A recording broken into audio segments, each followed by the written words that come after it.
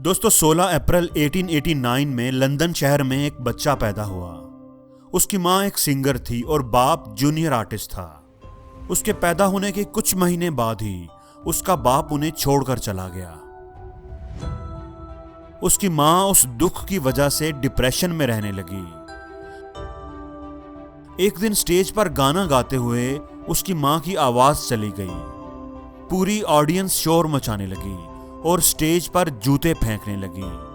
वो बच्चा उस वक्त 5 साल का था और अपनी माँ के साथ ही था।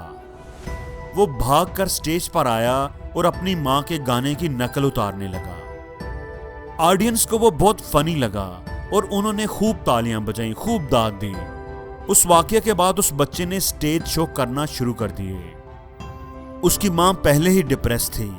आवाज बंद होने और जाप छूट जाने की वजह से वो तकरीबन पागल हो गई और उसे पागल खाने दाखिल करवा दिया गया। उस वक्त उस बच्चे की उम्र 8 साल थी।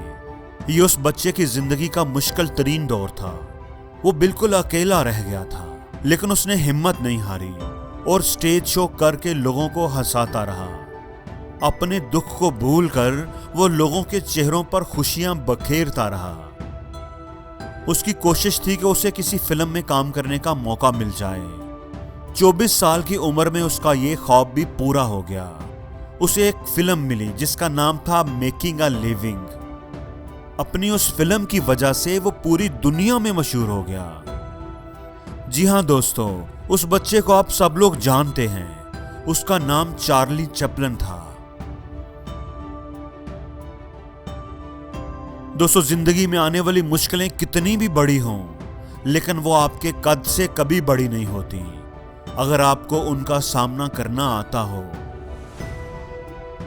अगर वो बच्चा इतनी मुश्किलों के बाद भी, इतने दुखों तकलीफों के बाद भी लोगों के चेहरों पर मुस्कुराहटें बखेर सकता है, इतनी कामयाबियां हासिल कर सकता है, तो मैं और आप क्यों नहीं।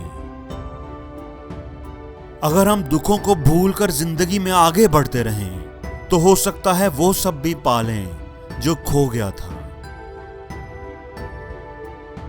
लेकिन अगर हम उस दुख को साथ लेकर चलेंगे तो फिर अपनी जिंदगी खुद अपने हाथों से बर्बाद करेंगे।